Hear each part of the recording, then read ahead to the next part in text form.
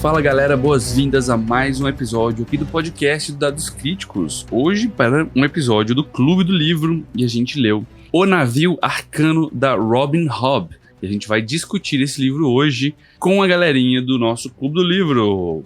Vou chamá-los para se apresentar e falar aí o que achou. Começando por você, Kuma. Bom dia, boa tarde, boa noite. Bom dia galera, tudo bom? Eu gostei bastante. O livro me lembrou um jogo que eu joguei por muito tempo. Eu gostei, é bom. É bom. Muito bom. Jesse! Bom dia, galera. Bom dia a todos. Nesta maravilhosa manhã de domingo, estamos de volta com esse livro que, cara, sensacional, velho. Muito bom esse livro. É isso. É isso aí. Felipe! Bom dia, boa tarde, boa noite. Para você que nos ouve e nunca se sentiu representado nessa bancada, hoje eu representarei vocês, porque eu não li o livro. Farei perguntas pertinentes e advogado do diabo, é isso, minha função hoje é essa. Boa, boa. Carol. Bom dia, boa tarde, boa noite para você que tá ouvindo a gente no podcast ou tá aqui com a gente online. Hoje eu só vou entregar essa voz horrorosa porque é isso, aceito, minha garganta tá ruim, mas eu precisava vir para falar sobre esse livro. Porque a galera que me conhece sabe que eu gosto muito de piratas, histórias de piratas em geral. Percebi que muitas histórias têm clichês e que, como a gente já falou muitas vezes aqui no Clube do Livro, isso nem sempre é uma coisa ruim. Bom dia! E é isso aí, cara. Eu concordo demais também. Eu gostei muito desse livro, né? Vocês vão ver isso. Porque acho que, eu vou falar aí durante o processo, mas eu acho que a Robin Hobb, ela escreve de um jeito que eu gosto demais. Acho que encaixa com o meu estilo de livro que eu gosto. Então, tanto esse quanto os livros do Aprendiz de Assassino são livros que combinam muito com o estilo de gosto mesmo, né? Então vamos falar aí um pouco sobre esse livro.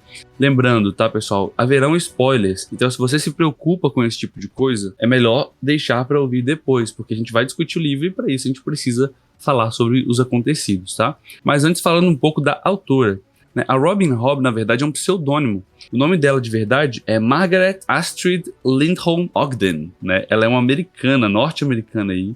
Ela nasceu em 52, 5 de março de 1952. Ela já escreveu A Saga do Assassino, né, que tem uma trilogia, e Os Mercadores de Navios Vivos, né, que é o nome dessa série aqui. Além de outras séries também que passam depois, né? Tem uma trilogia também do Bobo, né? Acho que é The Fools, alguma coisa. E todos esses livros, essas sagas, se passam no mesmo mundo. Então cada trilogia, ela conta uma coisa e ela conta uma história fechada em si, mas é no mesmo mundo e de alguma forma tem como você pegar alguns indícios de um livro no outro. É tipo o mesmo rolê da Cosmere, do Brandon Sanderson, né? É, só que eu acho que aqui é mais direto ainda. Porque enquanto a Cosmere são mundos diferentes, aqui é no mesmo mundo. Lá na mesma galáxia. Né? Aqui literalmente no mesmo mundo. Tipo cidades diferentes. Isso, é como se fosse, por exemplo, olha, aqui é Westeros, e enquanto uma história tá se passando lá em cima no norte, outra se passa lá embaixo em Dorne, sabe? E aí, uma coisa influencia, porque, por exemplo, se um personagem sai da parte de baixo e vai pro norte, ele tá indo pra um lugar que você já conhece, por exemplo. Eles citam acontecimentos globais, por exemplo, olha, aconteceu essa guerra. Você sabe qual guerra que foi essa. Então, isso é muito comum nesse livro. Então, eu já li a outra trilogia, né? Dá pra ver bastante essa trilogia que é anterior, que é muito sutil, tá? Quem não leu não vai perder nada. Tipo assim, você não perde nada, mas acrescenta demais, porque tem muitos indícios de tornar o mundo mais rico, sabe? Então é muito, muito legal. Assim, de modo geral, a temática dos livros dela, né? Sempre vai tratar dessa questão de identidade, vai tratar de lealdade, sacrifício, né? Sempre vai ter dilemas morais profundos, né, e depois desse livro aqui ainda tem outras trilogias, tem a trilogia do Bobo, volta com o Fitz, que é o personagem dos assassinos depois e tal, e ela tá escrevendo hoje em dia, inclusive, né, então é uma autora atual, assim, e é muito, nossa, é maravilhosa, né. E eu descobri uma coisa lendo esse livro. Descobri não, né? Eu me toquei de uma coisa. É o 16º livro dela que eu leio. É mesmo? Por quê? Eu falei, cara, e sabe quando você para pra ver o nome da autora, o autor, você fala, mano, peraí. Eu sempre marco numa anotação todos os livros que eu li na vida, que eu lembro, né? Assim, que é pra te manter. Eu fui dando Ctrl F e eu achei 15 livros antes desse com o nome dela, a autora.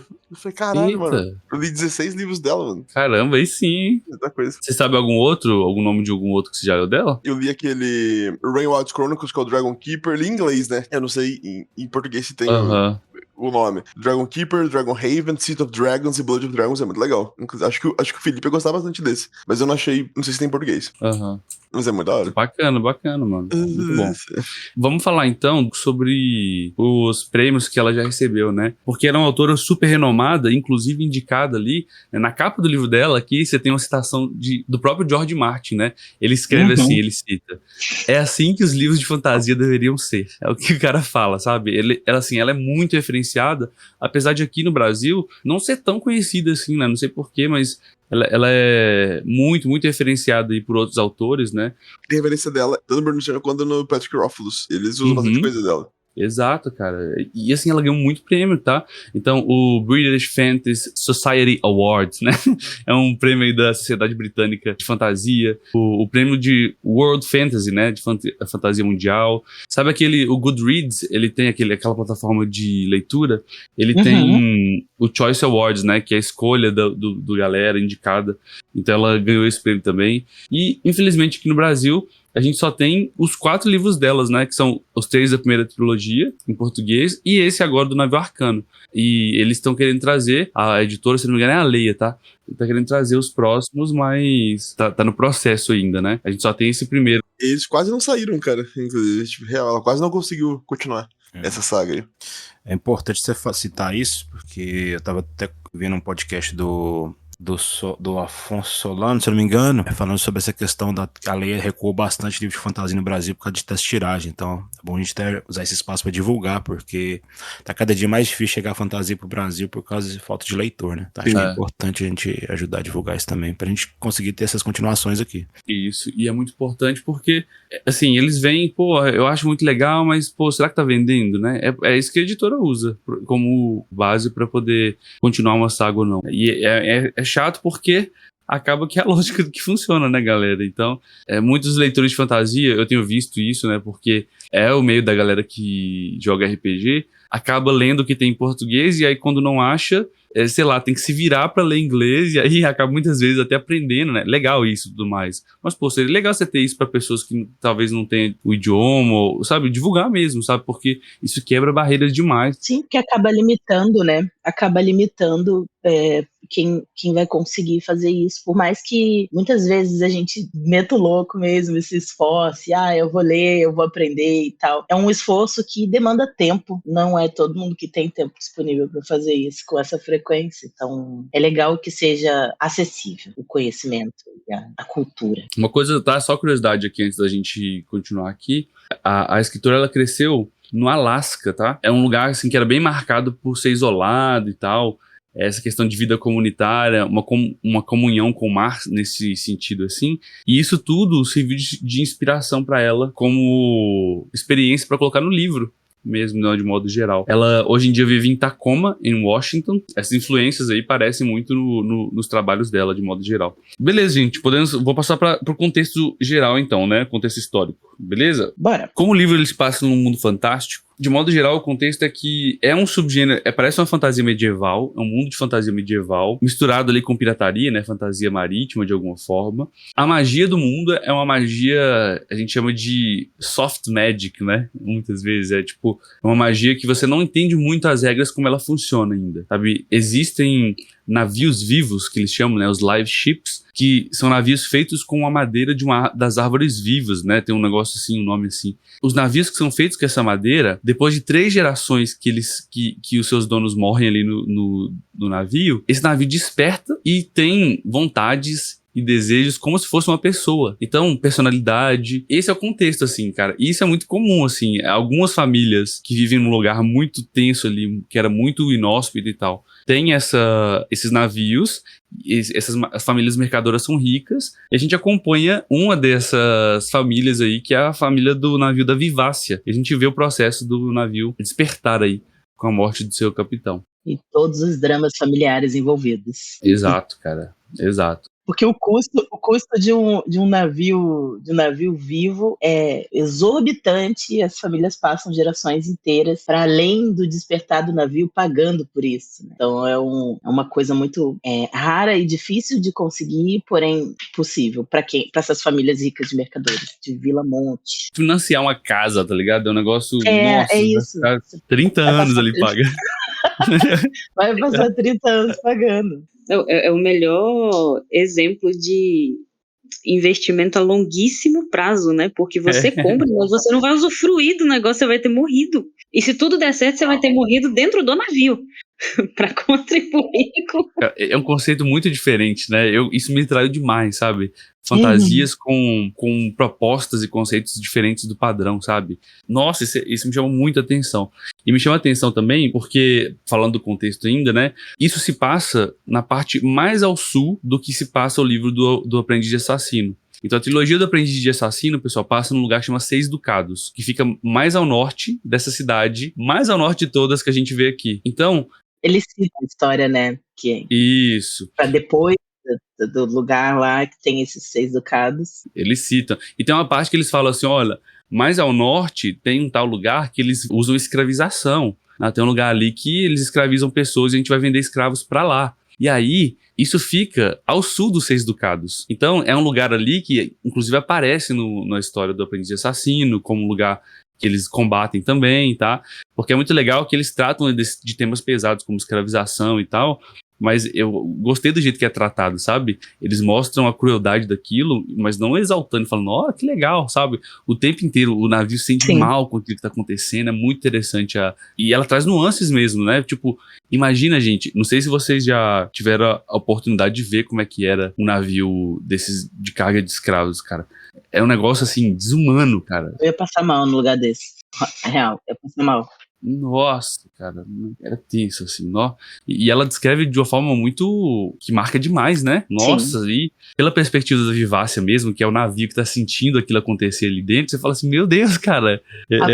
Completamente miserável, porque ela sente, né, o que acontece dentro dela. Se a desgraça e a miséria e a doença das pessoas tá ali preenchendo ela, não tem como ela se sentir diferente, né? Exato. Eu fiz um resumo, então, do que é o livro, né? Um micro resumo aí, né?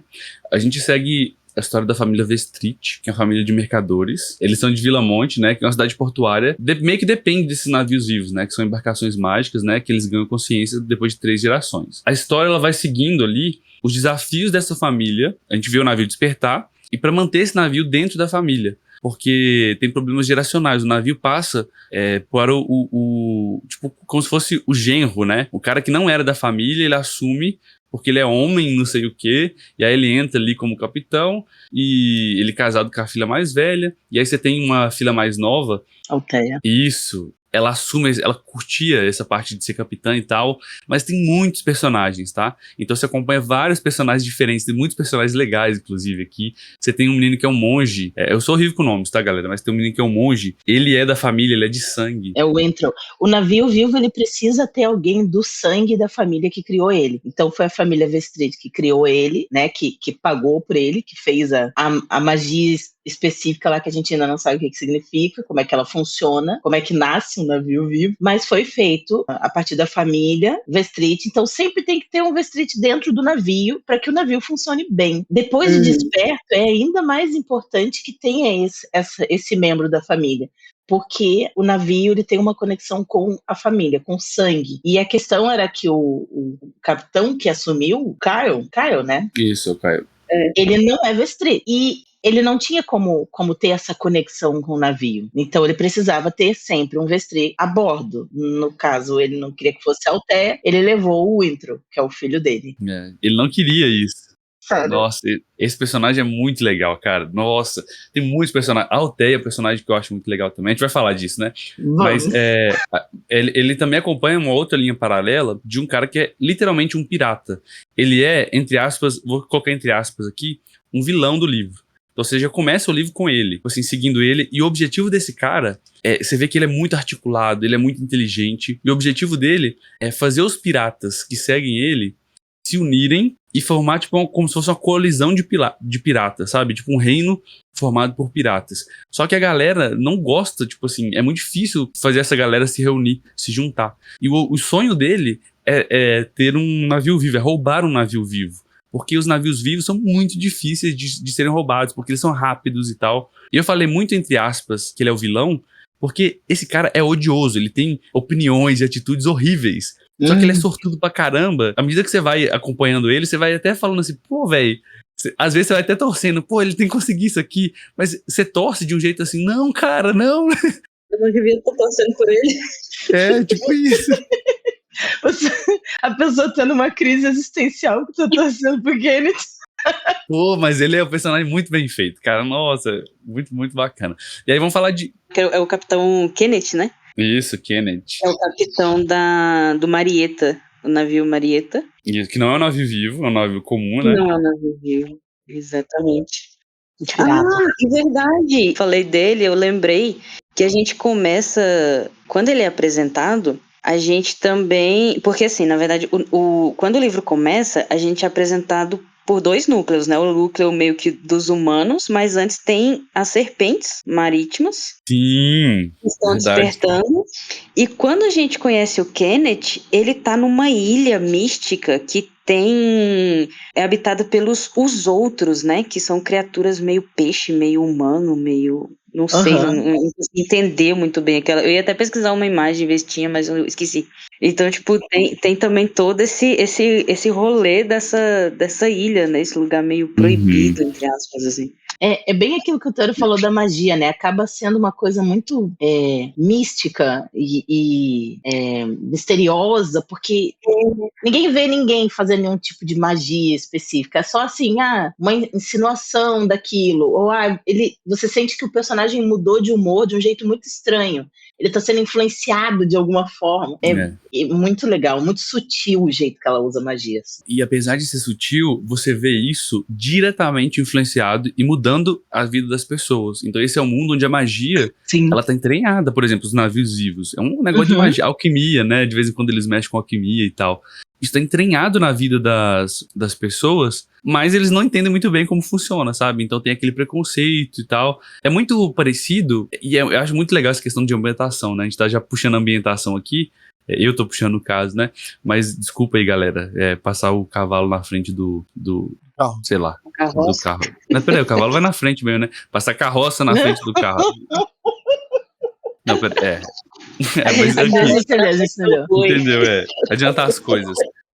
Mas por exemplo, a gente usa celular. Mas se eu pedir você pra abrir o seu celular e me dizer como é que ele foi montado, que peça, que faz o quê, a gente não sabe. A gente sabe usá-lo. E da mesma forma, eles sabem usar os navios. Eles não sabem como a magia funciona, por que funciona. Não.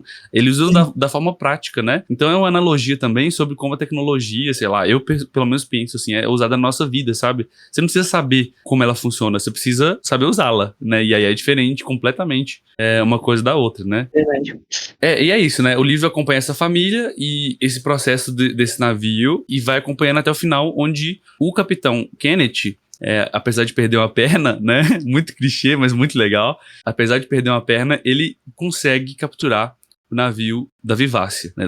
Justo da Vivácia. E isso quando tá acontecendo uma confusão ali com as serpentes marítimas que estão atacando os navios e tal. Beleza, né? Vamos falar de personagem então, pessoal. Eu queria que a gente falasse, né, sobre o personagem que vocês mais gostaram e os que vocês mais não gostaram, desgostaram, acharam ruim. Eu vou começar por Kuma. Fala aí pra gente, Kuma, seu personagem predileto e o personagem que você não gostou. Cara, eu tenho que dizer que eu sou muito atraído sempre que eu vejo.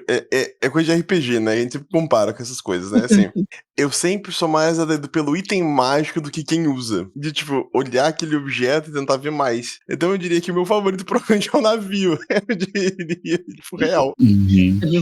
Exatamente. Eu acho muito interessante as poucas vezes que a gente vê dentro da cabeça dele, vamos dizer, entre aspas, né? E, tipo, como ele vê o mundo e como ele sente as pessoas em cima dele e a relação com a Alteia, esses momentos que eles têm que se separar e tudo, eu acho muito, muito, muito, muito legal. Sim. Eu gosto demais. E o personagem que eu não gostei, eu vou dizer, calma, e eu tenho um argumento pra isso, ok? O personagem que não quer dizer que eu não gostei, eu gostei de quase todos, tipo, gostar mesmo. Mas o personagem que eu fiquei um pouco decepcionado é a Alteia. Mas é porque eu acho que ela deveria ser mais bem desenvolvida nesse livro. Eu acho que provavelmente ela deve ser desenvolvida nos outros, eu imagino. Mas da maneira que foi, eu achei que ela ficou meio de lado, fazendo umas coisas que eu ficava, mano, por quê? Sabe? Por que, gata? Exatamente. E eu acho que é isso. Eu concordo. Eu vejo isso também. Tem a parte ali que ela vai fazer. É legal, mas parece que tem muito personagem, assim, sabe? E aí ela fica meio. Você fica acompanhando outros, demora muito voltar nela. Sim, exatamente. Pô, me lembrou aquele livro do Brandon Sanderson, Stormlight Archive, que tem uma moça que a gente acompanha ela no início, aí fica o livro inteiro sem você ver ela. E volta no final, tipo assim, Mano, tá. E ela é uma das personagens mais importantes a partir do terceiro livro. É muito absurdo. Eu mano. lembro que eu ficava furiosa, que virava capítulo. Eu falei, meu Deus, cadê essa garota? Eu não aguento mais. Eu não quero mais saber o que a galera da Ponte 4 tá fazendo. Eu quero saber dela. É isso. E aí a Althea é isso mesmo. Apesar de ser mais frequente, por exemplo, do que no Brandon Sanderson. Mas ela fica, por exemplo, ela vai virar marinheira sozinha, né? E ela é meio impulsiva nesse sentido, né? Cara, é muito legal a profundidade que ele dá pros personagens, cara. E aí, deixa eu falar dos meus, tá, galera? Pode ser? Diga. Ó, o que eu mais gostei, eu gostei de muitos aqui, tá? Eu acho que ele escreve personagem bem demais. Inclusive os personagens ruins, tá? Ela faz a gente ter ódio, né? Nossa, tem hora que você tem ódio do Kenneth ali. Você fala, cara, que desgrama esse cara maldito, velho. Mas ela escreve, eu acho que ela consegue com pouco espaço dar personalidade pro personagem, sabe? Você vê a Vivácia, por exemplo, igual como falou, ela despertando na sua inocência, e você vê ela sendo corrompida à medida que as merdas vão acontecendo com ela, e no final ela tá putaça já, ela tá tipo assim, não quero saber dessa merda não, sabe? É muito louco isso, Vocês cara. mexendo no meu menino, eu viro vocês, todo mundo vai morrer nessa merda. Cara, eu jurava que eu falava, mano, você imagina um navio puto, velho, que coisa assustadora, um bagulho desse tamanho. Eu pensava muito nisso. Eu me viro e mato todos. Cara, tem um personagem que ele parece pouco, mas eu gostei demais, que é aquele navio cego que tá caído no O porto. Stallone. O Stallone, Eu gostei cara, dele que personagem foda, cara. Porque é mais assim, vou citar o que eu mais gostei de todos, tá? Pra mim o que eu mais achei foda é o Intro, tá? O Intro Vestry. Ele é um monge ali que é forçado a embarcar no Vivácia. Ele é meio lerdão, tá? E a hora dá raiva dele. Nossa. Mas eu gosto muito. Nossa, dá uma vontade de bater e falar, cara, acorda pra vida, meu. Pô, tá achando que é o quê? Mas, pô, a luta interna que ele tem, assim, pô, velho, eu quero ser livre, mas aí eu tô deixando meu pai fazer isso porque é família. E esse conflito dele entender de que pra ele ser livre, ele precisa muitas vezes quebrar preconceitos ou quebrar coisas que ele tem e ir contra quem ele ama, inclusive, cara. É uma coisa muito foda. É muito foda. E, nossa, aquela parte que ele vai pra ser escravizado, sabe? Nossa, aquilo ali é muito louco, cara. Muito, muito, muito marcante. Sim. Quando ele é tatuado na cara e tal. Ele vai tendo uma desilusão, sabe? Ele perde o dedo, cara. Essa cena dele cortando o próprio dedo na hora que o pessoal vai arrancar ali, né? É muito foda. É muito bacana. E agora tem outro personagem que é aquele... Eu esqueci o nome. Que é o que vira um par meio que da Althea ali. Que é o Imediato. Ele é muito bom esse personagem também. É Praxen. Isso, né? O Imediato que... Ele era o imediato do Vivácia na época do pai dela. Eu gostei muito dele também. Ele acho que ele traz pra gente o lado bruto da pirataria. Não da pirataria, mas do lado da marinha, sabe? Ele é justo, ele é honesto, mas ele é a Vivácia que poderia... A Althea que poderia ter sido, sabe? Porque ele era de uma família nobre e tal. Ele meio que perde tudo. E ele mostra essa crueldade desse mundo, sabe? Nesse sentido. Personagem, né, velho? Muito personagem. Agora, um que eu fiquei com ódio, mas que eu não acho o personagem ruim, mas eu acho que... ele é muito monotemático, que é o Kyle. O Kyle Haven, né? O Kyle Porto. Ele é o marido da Kefria, né? Ele é muito autoritário, ele é muito egoísta. Mas, assim, ela te dá motivos pra você entender a perspectiva dele, sabe? Ele é machistão, sabe? Ele é, sabe, aquele cara... é assim que tem que ser. E isso faz com que ele veja dessa forma. Mas, assim, eu odeio isso, cara. Acho, nossa, muito, muito chato, sabe? Ele e aquela filha dele que fica lá, aquela menina mimada, tá ligado? Nossa, que ódio! De Deus, que garota insuportável. E sabe o que é louco? Que essa malta ainda vai aparecer em livros da Robin Hood. Muito, ele é um personagem importantíssimo, cara. Então é muito louco, velho. É muito louco. Quando a Amber apareceu, eu falei, cara, o que você tá fazendo aqui, moça? O que você tá fazendo aqui? O que você tá fazendo aqui, moça? Tá perdida? Muito foda, cara. Muito foda. Mas é isso. Carol, o que você achou dos personagens? Seu preferido e odiado? Nossa, eu fiquei pensando nisso. É muito difícil. Porque são muitos personagens. Ela escreve os personagens muito bem, em geral, né? Que nem você falou, alguns personagens você vai torcer pra eles, outros você vai odiar eles profundamente. Mas isso é parte do trabalho dela, sabe? De contar, de criar esses personagens assim tão vivos. Eu concordo contigo, o Kyle é um dos personagens que eu menos gosto, porque a gente entende as motivações dele, entende que ele foi construído para ser um personagem que é bruto mesmo, que só enxerga a visão dele, mas ele passar por tudo que ele passou e em nenhum momento ele simplesmente ter um estalozinho, nem que fosse uma coisinha na consciência do tipo, poxa, talvez isso não seja culpa dos outros, porque a culpa de absolutamente tudo é dos outros, nunca é dele, né? Exato. É sempre dos outros. Ele e o segundo ou terceiro imediato dele, o Torg, são insuportáveis. É insuportável, cara. Nossa, é insuportável. Pode dar a mão e atirar no mar. Inclusive o Torg, enfim. Né? E os personagens que eu gostei bastante do Brashen também. Gostei da Althea mais no início do que do meio pro final. Gostei muito da construção do Kenneth, apesar dele ser escroto. Uhum. É difícil. Todos os personagens que aparecem, eles têm alguma característica que é muito marcante, que você vai... E nunca vai ser, tipo assim, só preto no branco, sabe? Tirando o Kyle, eu acho que é muito isso. O Brashen, que é um dos meus personagens favoritos, ele tem essa questão moral, às vezes. O próprio Wintrow dá vontade de sovar aquele menino igual um pãozinho, porque ele não, sabe, as coisas não entram na cabeça. Então, são personagens complexos. É difícil você dizer algum que você não gostou pela construção, sabe? Aquela menina que é prostituta e vira esposa do Kenneth, cara. Aí aquilo ali vai dar merda, cara, porque ele deu aquele brinco pra ela e tudo mais. E ela é super inteligente também, né, cara? Ela começa a cuidar dele. É muito legal esse personagem também. Sim, os personagens são muito bem construídos, sabe? É isso que eu achei o máximo. É difícil definir. Vou ficar com o favorito, o Brashen, e o menos favorito, o Kyle. E você, Jess? Eu compartilho desse sentimento. Eu até esqueci de trazer aqui, mas eu ia lendo e anotando, né, os personagens e tal, e realmente chegou um momento que eu fiquei, cara, o que eu vou falar no encontro? Tipo, porque parece que à medida que eles se desenvolvem, é como se a gente pudesse separar em etapas mesmo. Tipo assim, nessa etapa aqui eu gostei muito desse personagem, mas nessa etapa aqui eu queria matar ele. Basicamente. Você vai alternando. Eu também, se você pegar os encontros passados que eu participei, vai perceber que eu tenho um tipo, né, de personagem favorito. Mas eu não consegui desenvolver o meu tipo nesse, porque justamente quando você pensa assim, quando eu pensei assim, essa aqui vai ser minha personagem favorita, o desenvolvimento dela não ajuda muito. E aí, eu fiquei tipo, teve qual foi o livro que eu falei que a personagem me decepcionou depois? Acho que foi a Susana, né, de Nárnia. De Nárnia. Foi mais ou menos esse sentimento. Eu falo, caraca, velho, é isso, ela é foda, que não sei o quê. Aí passou, tipo, 8 ou 9 capítulos já, tipo, não tinha nem chegado na metade do livro, eu já tava. Me enganei. Então, tipo, tem esse misto de sentimentos, mas a minha opinião é muito parecida com o que a Carol falou. Mas eu não consigo gostar do... É Kylie, né? Eu leio Kylie, gente. Eu sou terrível pra nome em inglês. Eu leio Kylie. Sim, o Porto, né? O Porto. Capitão Porto. Eu não consigo gostar dele. Eu não sei. Também tipo não. assim, eu gosto do desenvolvimento dele, sabe? Tipo, da forma como ele é construído, mas eu não consigo gostar dele.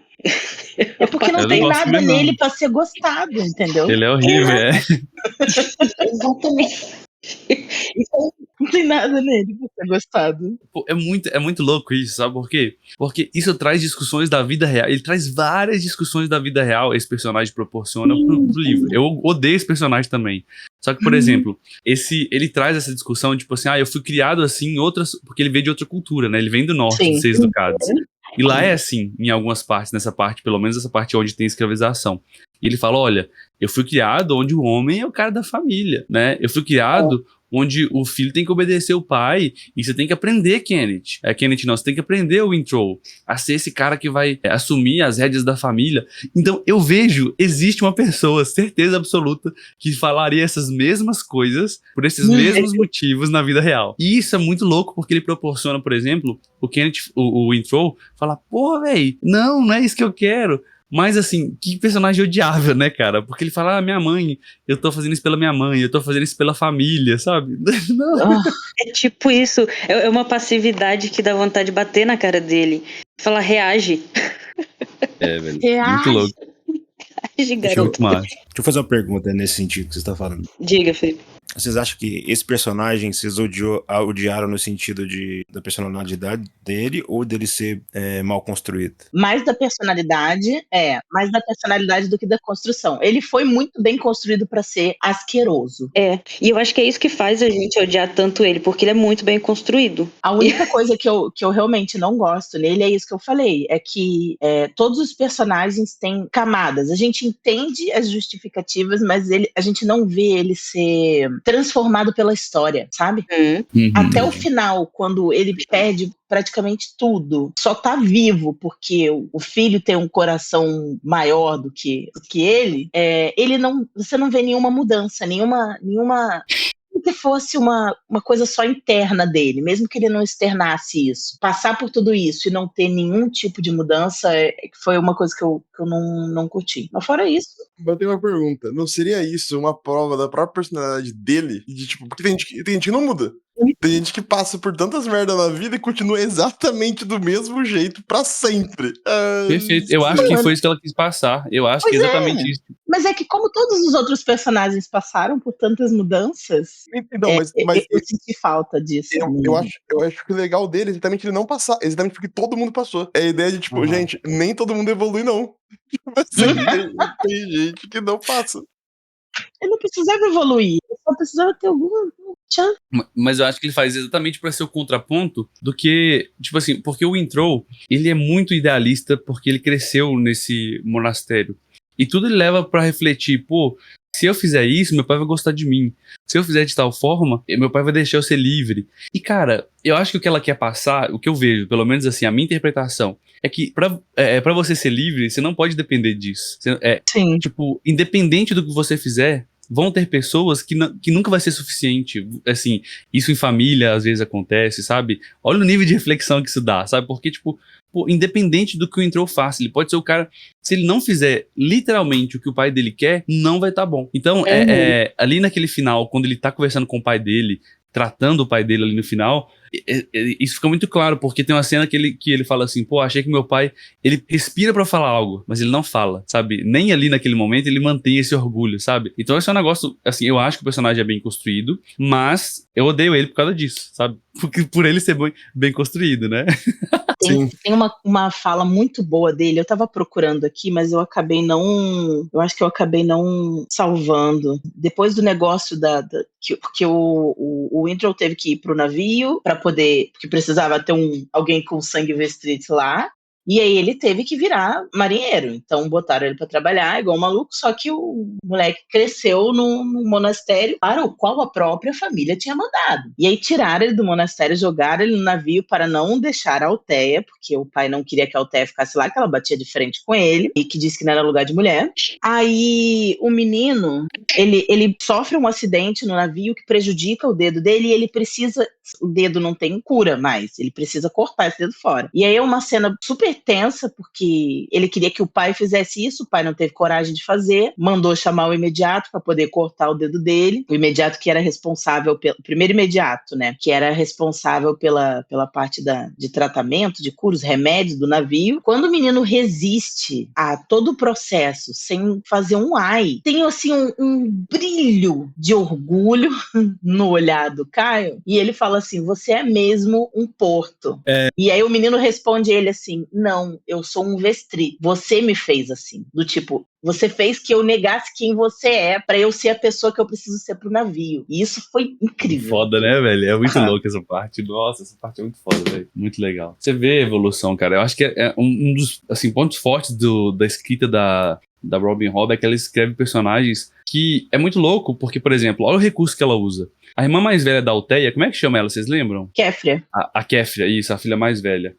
Ela traz uma coisa que é tão real também, né? Tipo, que é o seguinte: o Caio Porto, ele no início, você não sabe, você não conhece o personagem ainda. Então, alguns falam mal dele, mas a Kéfria é aquela esposa que, tipo assim, ela.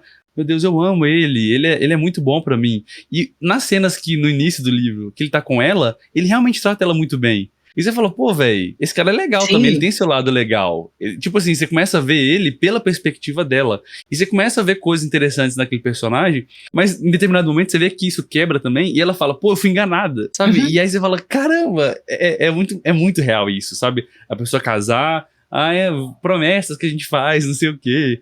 Eu vou te tratar desse jeito. E de repente é uma coisa completamente diferente, né, cara? Muito louco. Sim. Muito, muito, muito massa, velho. E aí, assim, vamos então falar, pessoal, de ritmo e narrativa. O que vocês acharam da velocidade em que a história é contada, das trocas de personagens aí, dessa narrativa pra ser feita? O que vocês acharam? Eu achei bom que, no geral, tipo, o que eu posso falar é bom, tá ligado? Assim, porque a única coisa que eu achei que é um negócio que me pega, porque eu fiquei comparando com, igual você falou, em teoria, eu sou muito fã do Brandon Sanderson e tal, né, assim, mas aí, essa coisa do Stormlight Archive de ficar indo e voltando, de não sei o quê, tinha hora que me irrita esse livro, eu não sei porquê. E eu fico, tipo, mano, assim, eu fico, tipo... Termina de contar isso aqui, por favor. Exatamente. Fofoca pela metade mata o fofoqueiro, filho da puta. Tipo assim. Mas, no geral, eu gostei. Mas, eu acho que, tipo assim, eu não sei se vai fazer sentido o que eu falo agora, pra mim faz. Na ânsia de criar um cliffhanger, de, tipo, você ficar interessado no que tá acontecendo, mas isso acontecer 1, 2, 3 vezes no mesmo livro, tem uma hora que eu fico, mano, por favor, só termina um capítulo, só isso que eu tô pedindo pra você. Eu acho que essa é a única parte da narrativa que me irritou um pouco. Mas, no geral, eu achei bom. Te irritou o fato de ter que ficar mudando demais a perspectiva do ponto de vista, é isso? Em momentos que eu queria entender o que tá acontecendo e para, tipo, antes de acontecer exatamente, pra, tipo, nossa, vamos ver o que vai acontecer depois, sabe? Então, assim, Pô, mas eu vou te falar que esse é um dos pontos que mais me prende pra continuar lendo. Porque, por exemplo, eu sinto isso demais, sabe com qual livro? Com Game of Thrones. Mano, me dá um ódio com Game of Thrones que, tipo assim, conta a perspectiva lá do Jaime Lannister. Na hora que acontece lá, ele perde a mão. Do nada, você fala assim, caralho, fudeu! Corta. Aí ele fala, não! O que vai acontecer agora, Eu né? não quero saber o que o outro personagem tá fazendo. Foda-se a Sansa, velho. mas tipo. Não, então. Mas tipo assim, é legal, porém, acontecer 2, 3. É que assim, o tamanho do livro é diferente. Se isso faz sentido pra mim. Se isso acontece no Game of Thrones, eu consigo, tipo, entender, porque o livro tem mais, sei lá, mas minha bíblia pra eu ler. Então eu entendo que, tipo, é muita coisa que ele tem que colocar. Esse livro, pra mim, não justifica a quantidade de vezes que acontece pelo tamanho, se isso faz sentido. Entendi. Mas o tamanho é mais ou menos o mesmo, né, não? Eu acho um pouco menor. Ou pode ser porque eu achei melhor, daí eu li mais rápido. Pode ser também. Pode ser. Tem Tem esse porém. Esse porém. Quantas? 900, né? Tem bastante. 864 páginas. Não, é um pouco menor mesmo. Né? Tem umas meninas. Eu não sei, pode ser exatamente porque eu me. Porque, assim, a gente tava jogando RPG numa parte que é muito pirata. Então, pra mim, tipo, ler isso tava muito natural. Não sei. Sim. Eu tava Entendi. tipo, que legal que não sei o quê. Daí eu acho que eu tava lendo mais rápido, pode ser isso. Daí isso tá me irritando um pouco, mas no geral eu achei bom. Mas é válido a sua percepção, cara. Tipo assim, isso é muito pessoal, sabe? De gostar. É tipo você assistir um filme e tem gente que vai gostar do ritmo e tem gente que não vai, sabe? Tipo, pô, curtir esses cortes de cena, esses enquadramentos, esse tipo de coisa, né? Comum. Mas vocês acharam, tipo, que esses cortes foram propositais, tipo cliffhanger, pra manter o leitor preso na leitura?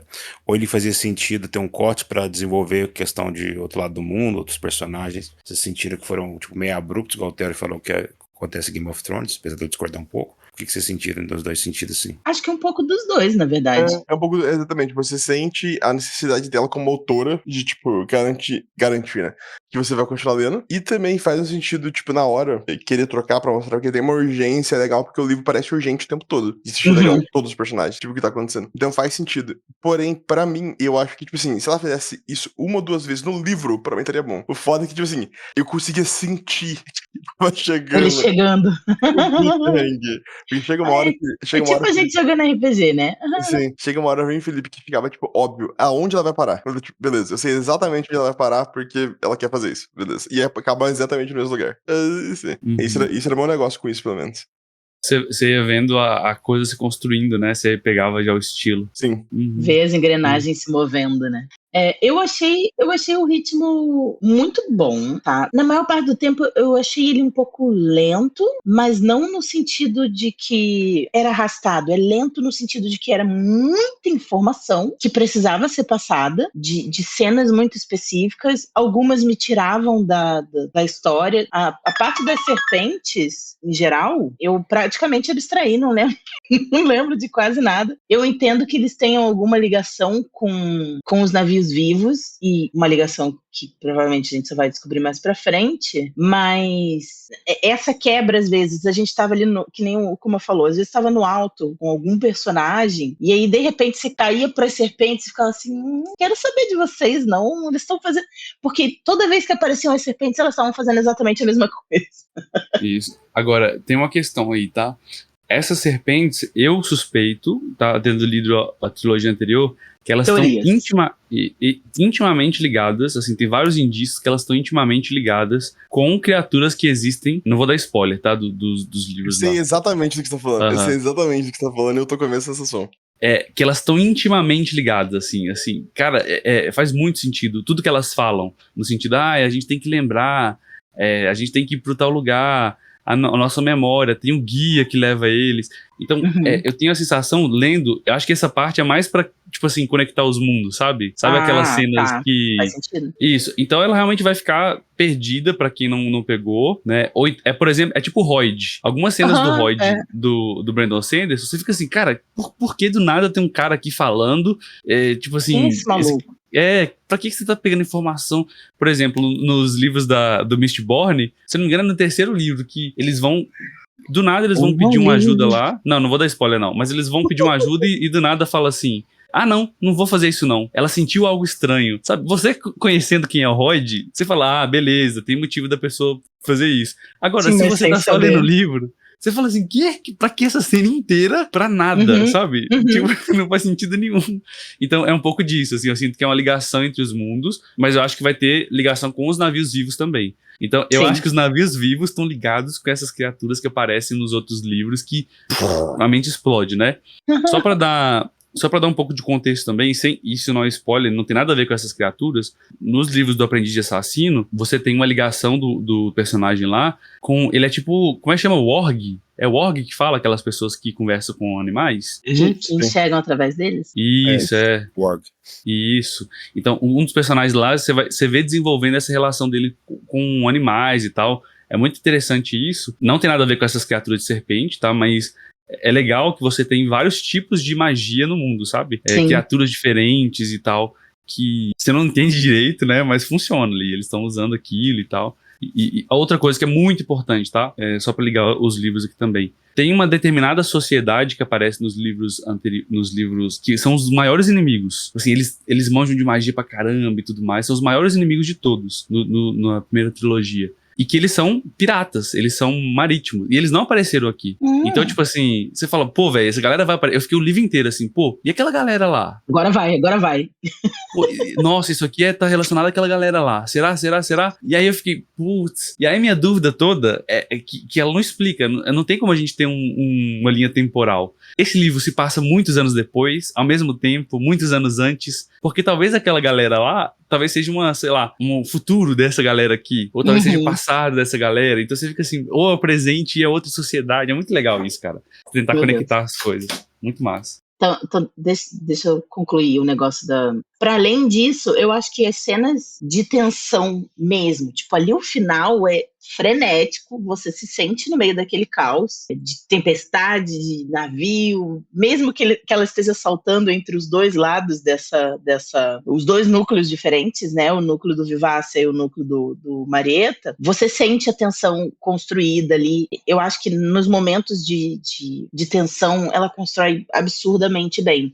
E tudo faz sentido porque, pelo cuidado com o desenvolvimento dos personagens. Tem uma coisa que eu acho muito incrível, que eu achei muito incrível, incrível lendo, que tem cenas que parecem... Como é que eu vou explicar? Tem cenas que parecem inocentes à primeira vista, mas se você lê com a mente um pouco mais afiada, você enxerga um subtexto muito sutil. Eu vou dar um exemplo, porque eu não vou conseguir me explicar. Quando a Amber tá com o Stallone, o navio vivo que tá encalhado, alguma coisa, e eu não sei se é na forma que ela fala ou que ela se comporta, na forma que ele reage, tem uma coisa, quase uma tensão sexual entre ela e o navio. Uhum. E é, tipo, muito sutil isso. E eu tive essa sensação com várias cenas, assim, que tinham uma coisa extra, ou, sabe, a coisa da influência, como aconteceu quando... perto ali do final, o Kyle eles estavam no Vivácia, o Vivácia já estava carregado de escravos, tinha uma serpente acompanhando eles, né, explicando pro pessoal, as serpentes acabam acompanhando os navios de escravos, porque toda vez que alguém morre e é jogado para fora, elas se alimentam, então elas acompanham os navios de escravos, e tinha essa serpente acompanhando, e lá no início, quando o Brashear falou, ou lembrou que ele tinha conhecido, que ele tinha visto uma serpente de perto, quando era novo, dava a entender muito sutilmente que alguma coisa na forma que a serpente olhava ou na forma que ela agia influenciava as pessoas. E isso dava para sentir nele. E depois, agora, perto do manda ele se matar, final... né? Exato, que ele pulasse. Ele tinha esse impulso de querer fazer isso. E da mesma forma foi com o Kyle no final, porque ele enxergou, perto do final, né? Tinha a serpente branca que estava andando em volta deles. Ele viu que a serpente olhava diretamente para ele e, de alguma forma, ele ficou muito aborrecido com o filho e ele não viu que ele sovou o garoto até quase apagar ele. Uhum. Ele só foi perceber depois que alguém, tipo, gritou e ele perdeu esse contato. Então, essas sutilezas, assim, ela não fala em momento algum, ele sentiu que a serpente estava influenciando.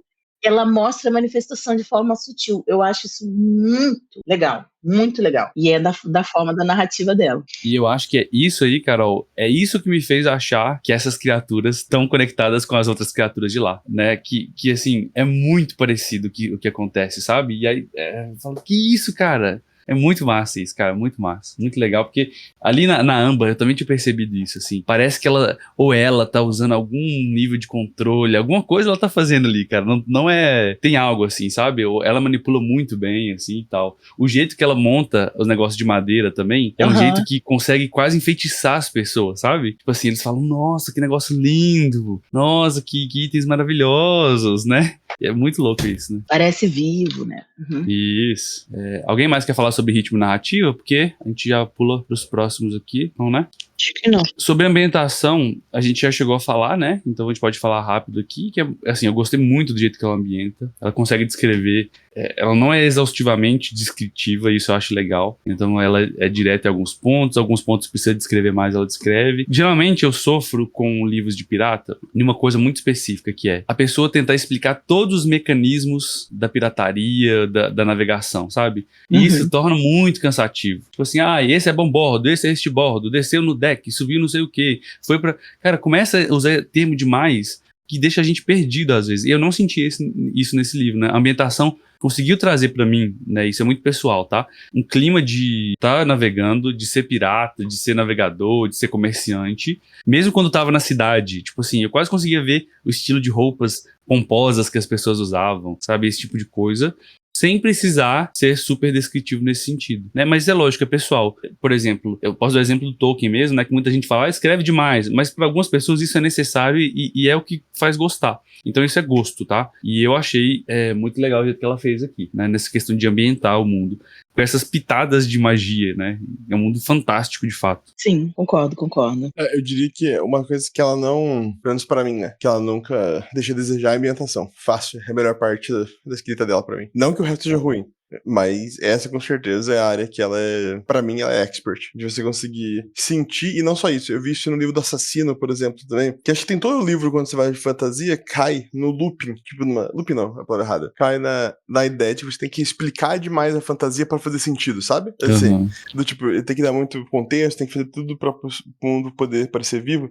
O Brandon, no Stormlight, faz muito isso no primeiro, depois ele vai perdendo, porque é quando tem aquele discurso que eu e o Felipe gosta muito dele, que ele fala dos personagens, então, que ele aprende justamente depois disso, depois do primeiro livro, que é realmente muito bom.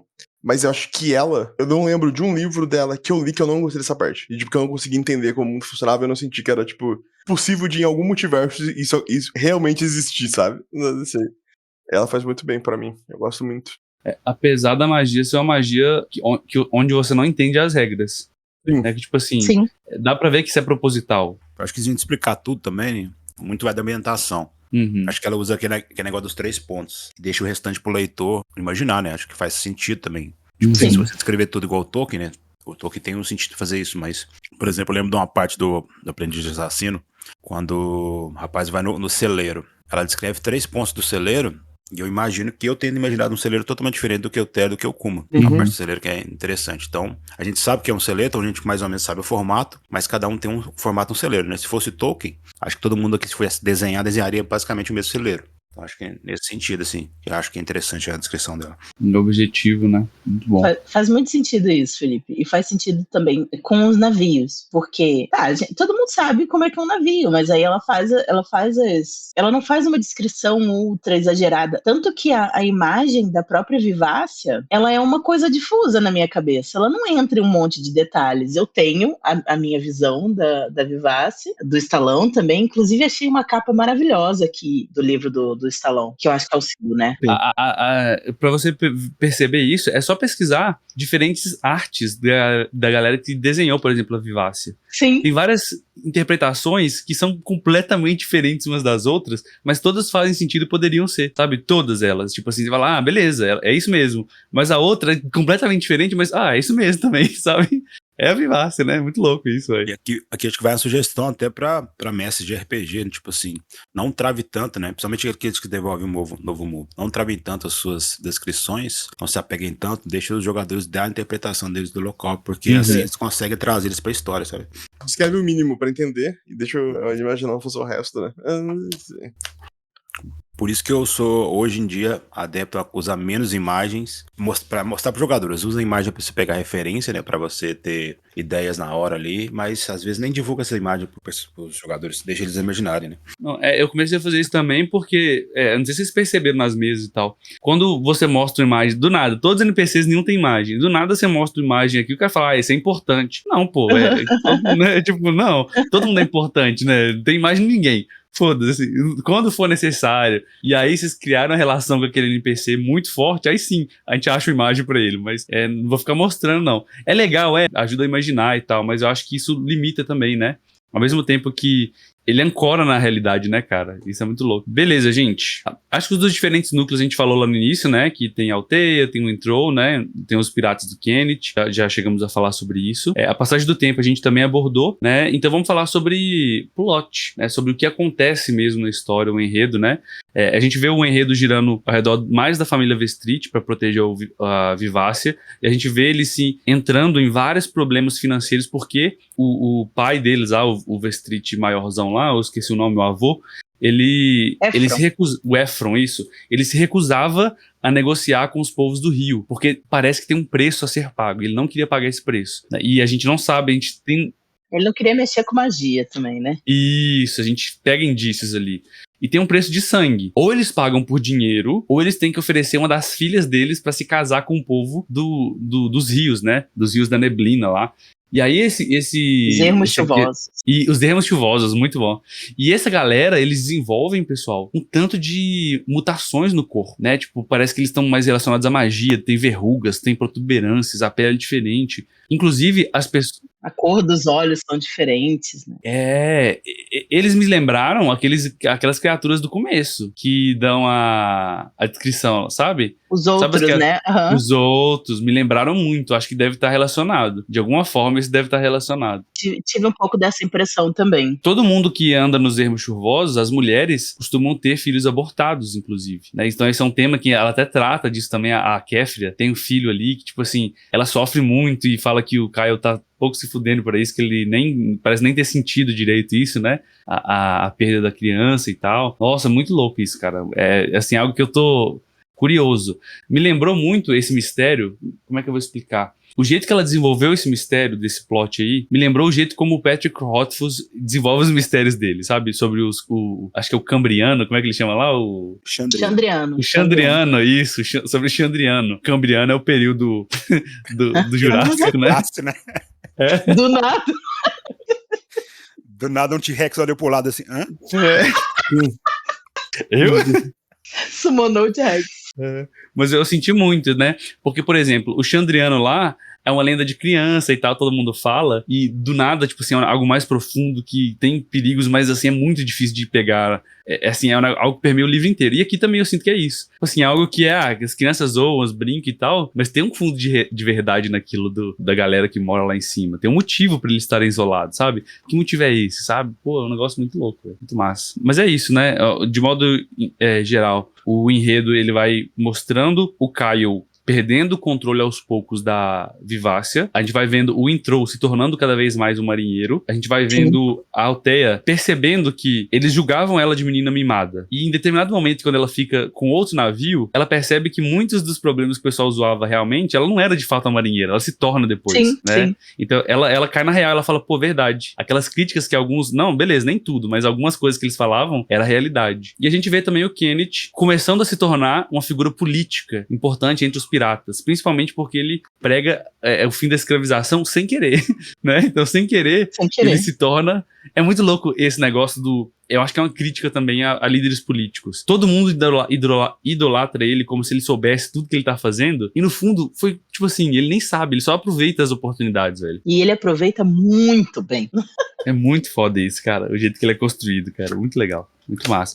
Com base na própria sorte, né? Ele confia muito na própria sorte. Não, e aquele amuleto dele? Aquele amuleto dele ainda vai trair ele, tem certeza absoluta. Aquele amuleto de madeira que ele carrega. De madeira arcana, aham. Não, é muito bom que no final ali, quando ele já tá dentro do Vivácia, ele tem uma conversa muito interessante com esse amuleto, porque a gente pensa o tempo todo, pelo menos foi assim comigo, né? Que o amuleto é meio que parte dele. Ele tem a cara dele, ele tem a voz dele, é pra ser um amuleto contra magias, mas parece que é como se fosse uma extensão dele mesmo, uma consciência. Só que chega um ponto que você vê que ele tem a cara dele, ele tem a voz dele, mas ele é uma coisa independente. É. Ele pensa de forma diferente. Então, é muito interessante ver ali no final essa relação deles dois. E perceber que, tipo, ele não vai necessariamente querer o seu bem, porque ele é um pedaço de madeira arcana amarrado a você, entendeu? Da mesma forma que um navio vivo. Sabe? Tem uma cena sutil, que é muito sutil isso, mas na parte que ele dá o brinco pra moça lá, pra Eta.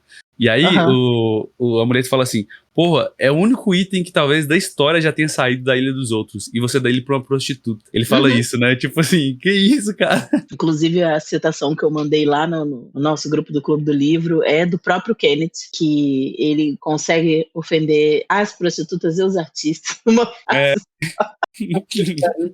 Me senti pessoalmente atacado. Ele ofende todo mundo, cara. Desgramado. Grosso.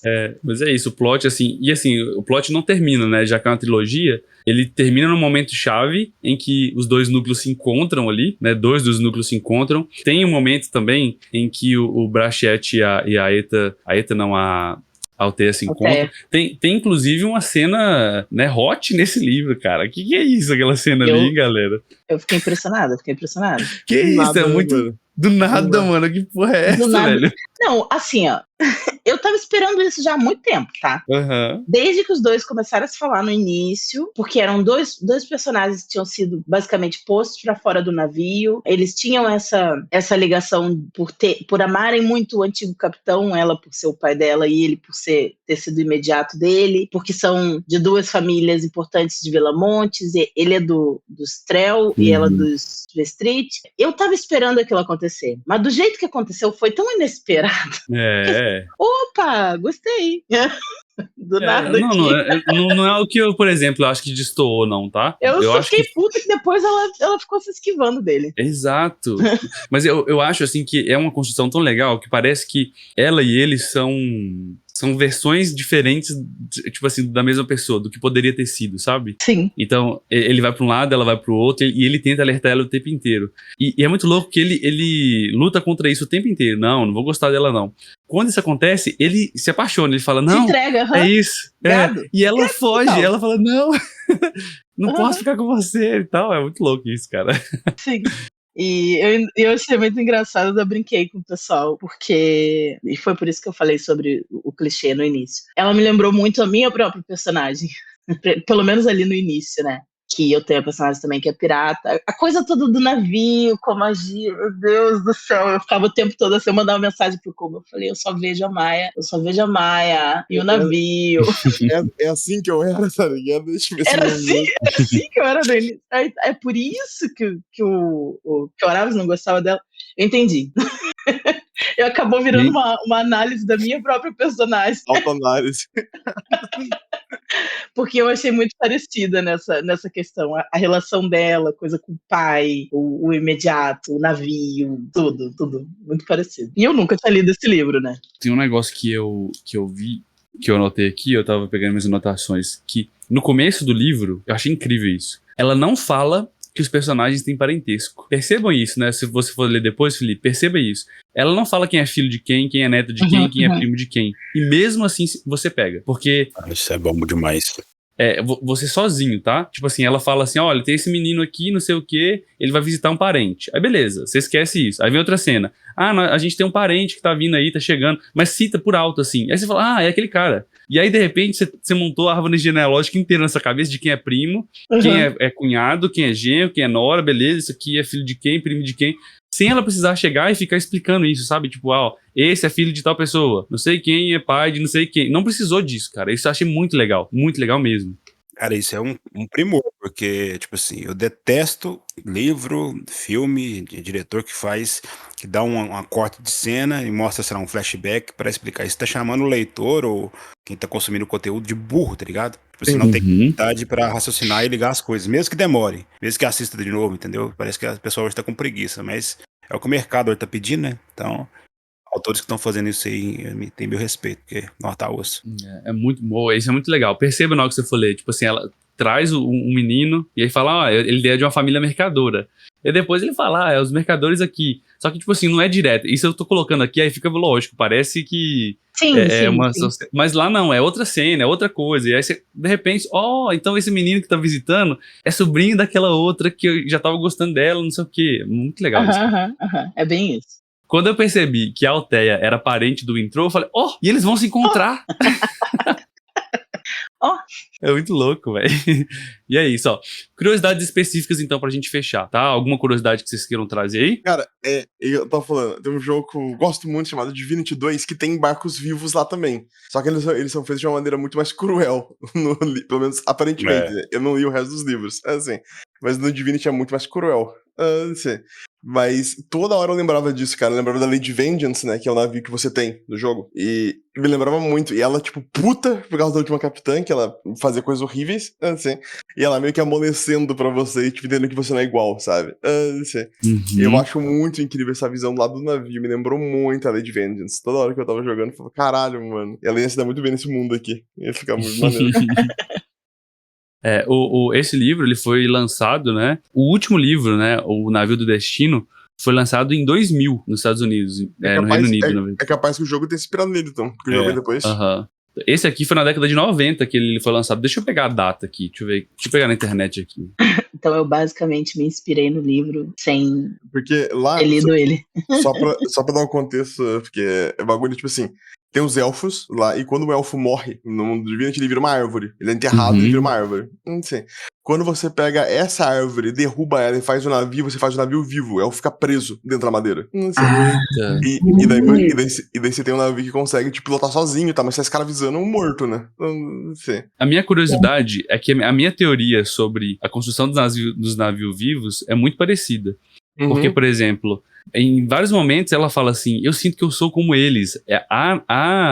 No navio, a Vivácia fala que ela parece com as serpentes. Parece que elas chamam.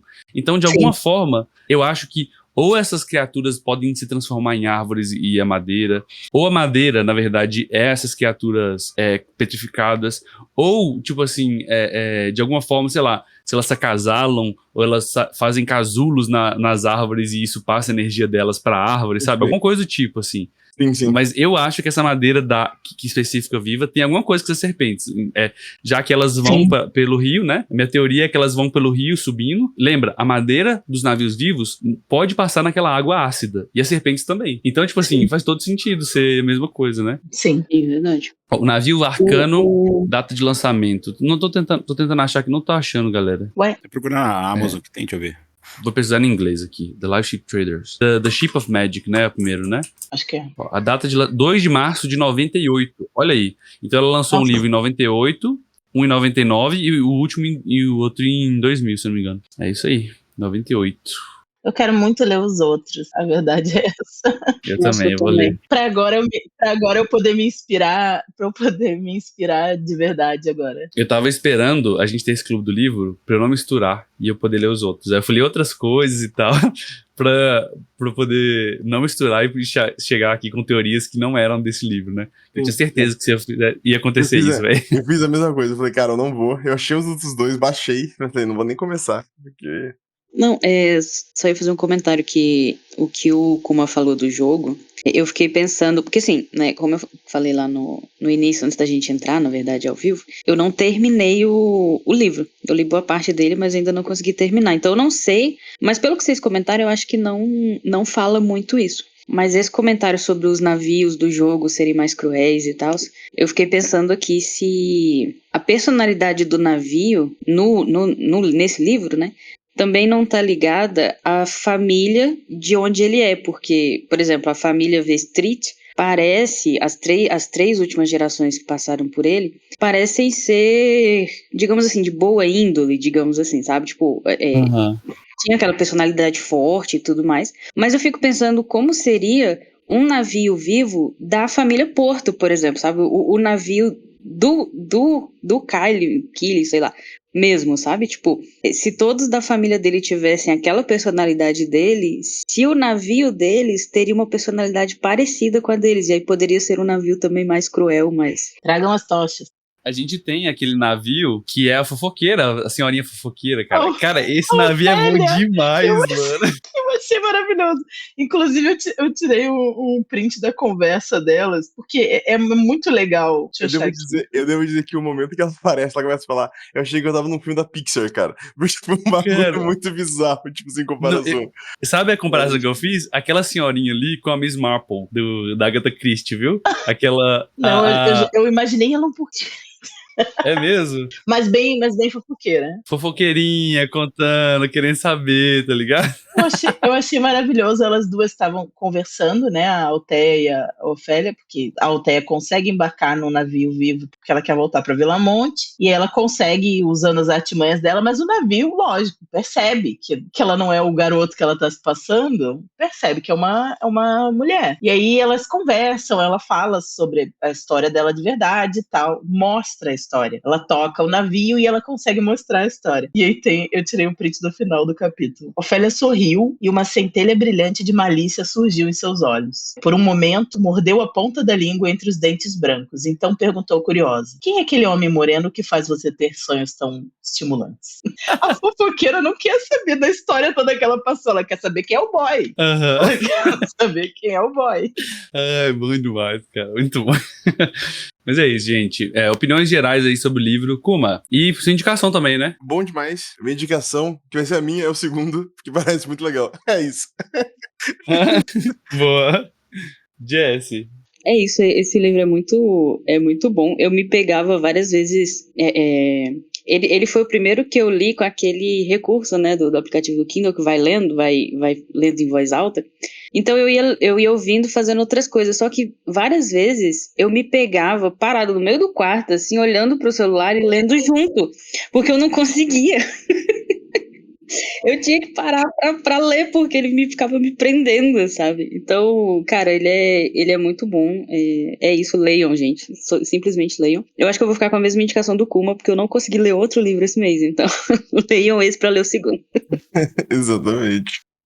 Felipe, suas opiniões gerais sobre o que você ouviu aqui, se quiser falar alguma coisa também, mensagem final, diga aí. Cara, acho que baseado no que vocês falaram, está muito dentro do que eu li, né, sobre ela, sobre o Aprendiz de Assassino. Inclusive, curiosidade que quando eu comprei esse livro, né, inclusive o nome da autora é maior do que o título do livro, né? Você tá assim, Robin Hood e Aprendiz de Assassino. Eu juro que eu comprei isso achando que agora era um livro de Robin Hood. Eu li errado. Nossa!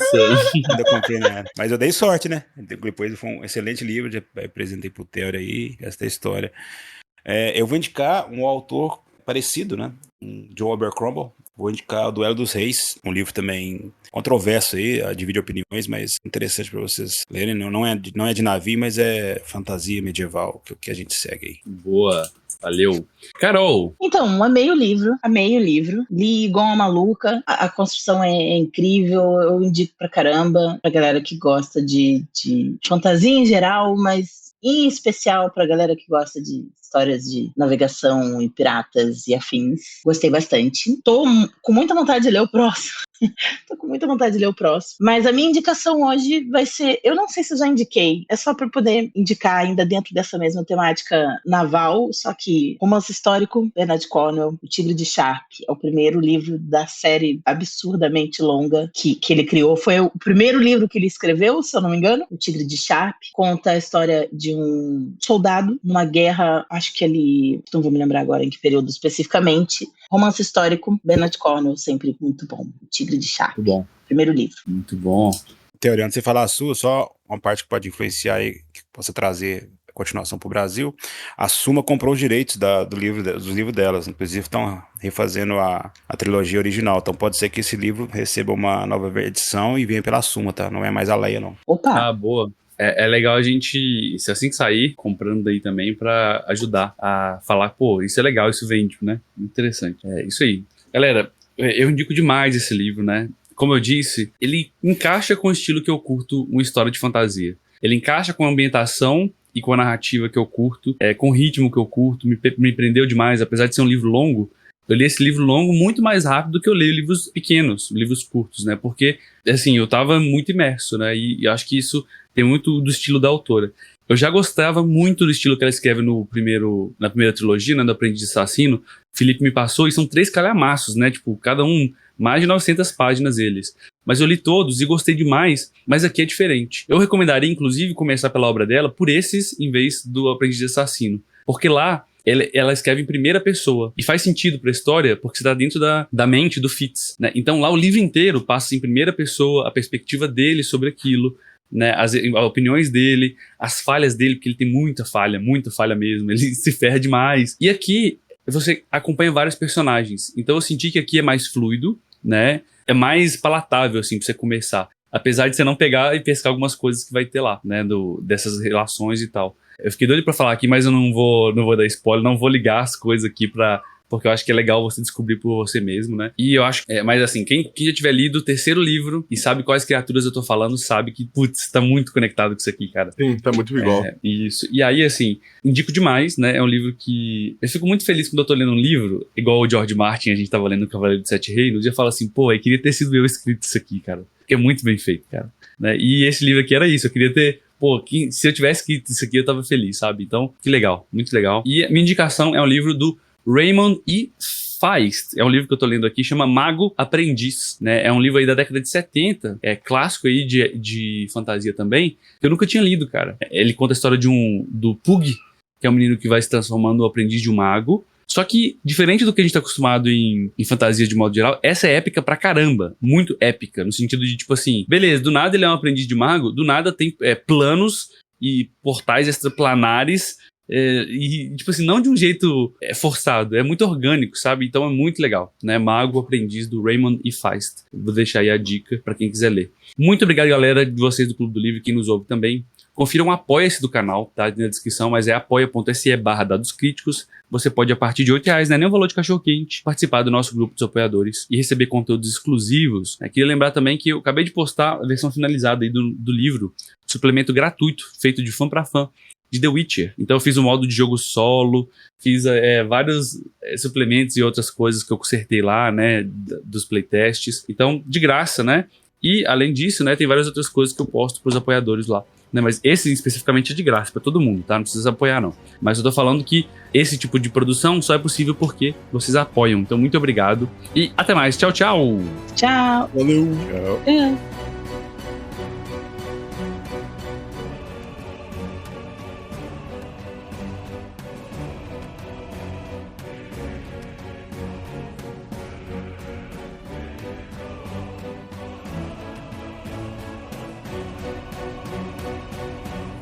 Este podcast foi editado pelo Dados Críticos.